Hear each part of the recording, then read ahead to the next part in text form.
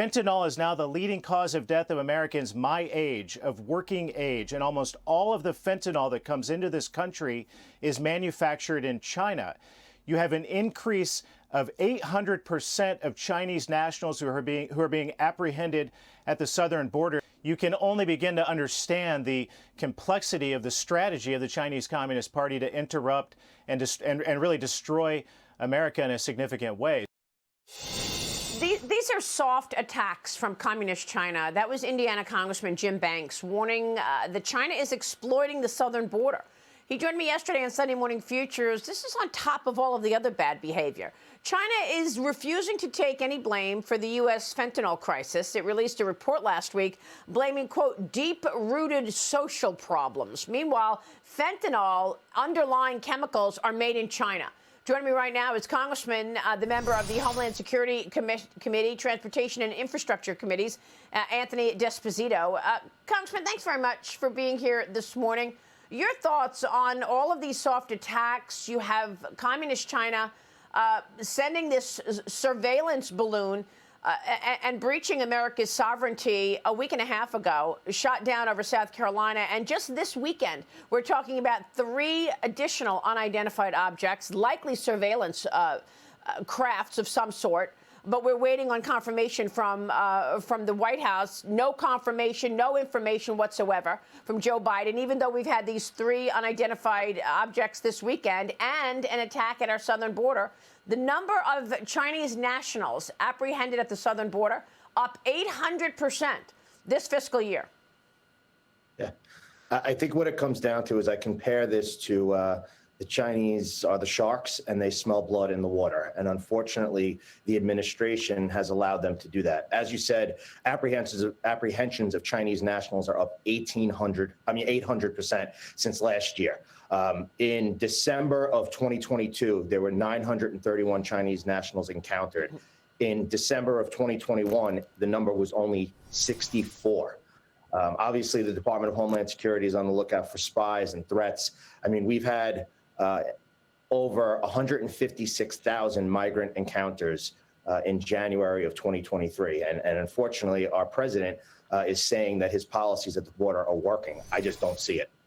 Yeah, I mean, unfortunately, the Chinese Communist Party has already abused the student visa program, sending quote-unquote students into U.S. academia, and then they are proceeding to take information and data, intellectual property, back to the CCP. So there's really no reason for them to come through the southern border, but they are. Customs and Border Patrol reporting that 156,000 migrant encounters happened in January. Ohio Congressman Jim Jordan is going to join me coming up in the program, but he's calling out 162 House Democrats for voting to allow illegal migrants to vote in D.C. elections. Is this the point, Congressman, with the 5 million plus illegals who were apprehended on Joe Biden's watch? It's because they want to turn them into Democrat voters? Listen, I agree with Congressman Jim Jordan. I mean, you know, we are welcoming to those who want to live the American dream, but it's got to be done the right way. And to have people just come into our country and become part of our voting system.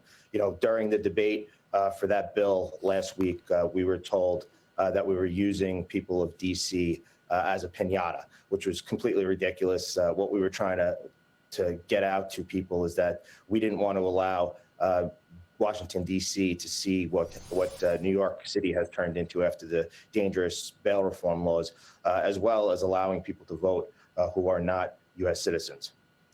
Joey, jump in here on this, because you have so valiantly fought for this great country and gave us your incredible service, and so many others are doing that as we speak, and yet you've got the Democrats wanting illegals to vote in Washington, D.C. Your thoughts? Jump in here. Yeah, it's really one of the few things you get to be born into in this world is your citizenship to a country. That's what happens here in this country, and people fight and unfortunately die for that honor, that opportunity. I do not understand how Democrats can even make this case.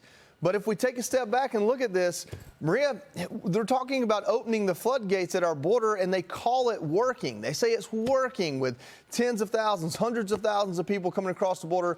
And my biggest concern here is we see 800% increase in Chinese nationals stopped. That does not talk about the gotaways. That does not talk about the people that come in this country unencumbered. And we, have a congressman here from the Homeland Security Committee. The Department of Homeland Security was founded to make sure different law enforcement agencies are talking to one another, because unfortunately in 9/11, that was our biggest problem, was that we had all this intelligence scattered across different agencies. None of it was compiled together in order to predict that event. And I worry that we're in a similar position now because these agencies are politicized.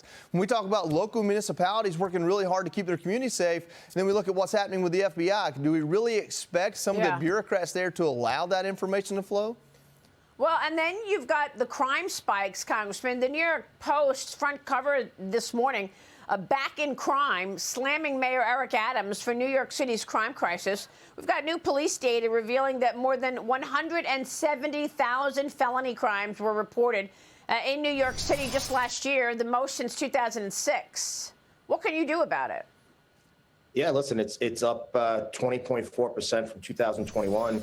Illegal guns, they're up. I think one of the biggest things that we see, and one of the most interesting in the numbers that have just been released, is the large increase in criminal contempt, which is a clear indicator that bail reform is failing us here in New York. I mean, people are getting arrested, and even if they're told to come back to court, they're just blowing it off because that they know they're not going to be held accountable. Democrats in New York created this, whether it was the governor, the state legislature, and they're all in on it. I mean, we had a meeting. The New York delegation had a bipartisan meeting with Governor Hochul last week on Capitol Hill, and bail reform was one of the things that we talked about. And she is clear. She's not changing it. She thinks it's working. And I think one of the things that's most sad about criminal justice reform is not only what it's done to communities and to law enforcement and their morale, but they were told that they were doing this to protect minority communities,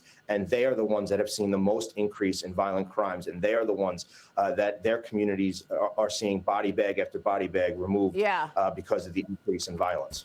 Well, that's right. The lower end of the spectrum in terms of income is going to get impacted the most. Congressman, thanks very much for being here. We'll be watching your work, Congressman Anthony D'Esposito in New York.